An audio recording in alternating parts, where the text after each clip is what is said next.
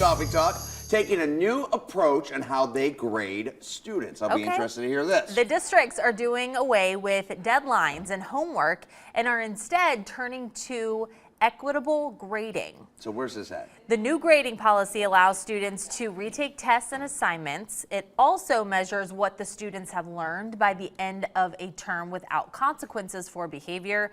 Advocates for equitable grading says it helps reduce grading biases and helps improve students' grades. So we said there's local schools doing this? Oh, we haven't heard of some any. Okay. schools. So we haven't heard any local.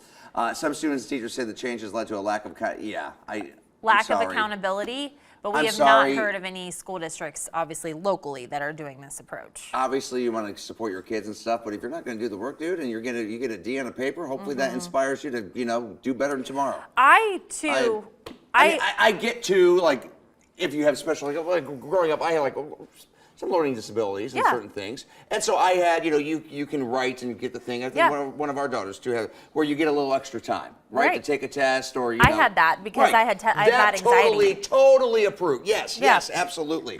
But this participation ribbon thing, because you didn't want to do it, right? Type deal. Then like if my son, I would want to know if my son didn't complete an assignment, and he was to get a bad grade on it. I think it's very nice for some teachers to be like, hey, look, I'm going to give you a second chance for the first or second time. Right. When you start doing it multiple times, then that's a different story. But the fact that if you can make up work, but I think homework grades are important. Yeah, and I do agree, though, our kids don't get a lot of homework. No, neither do mine. Yeah, and that's a lot different from when we were kids. I remember when we were kids, there was just tons of homework. All the time. All the time. And I think that's good because you don't want to, it's busy work just frustrates people. Of course, and you're already there 8 hours. In every aspect of work. Yeah. And life. Yeah. Don't do busy work, just do what you do. Do your job, do what you do well, and just do it, okay? Yes. But yeah, for kids especially, I think it's good for them to have a release when they get home. I agree. But you gotta be accountable. Agreed. You gotta be accountable. I completely agree with that. There you go. Well, this is interesting. I know this is one of your favorites. Wendy's is bringing its like classic Wendy's. I'm just not a big chili to grocery stores. I don't know. I like chicken chili. Chicken chili is really good, but it's chili. Yeah, I like Skyline. I like that sort of stuff. But anyway, the chain and food company ConAgra Brands are beginning to can versions of Wendy's chili. I like the branding of it. A little pricey, $4.49.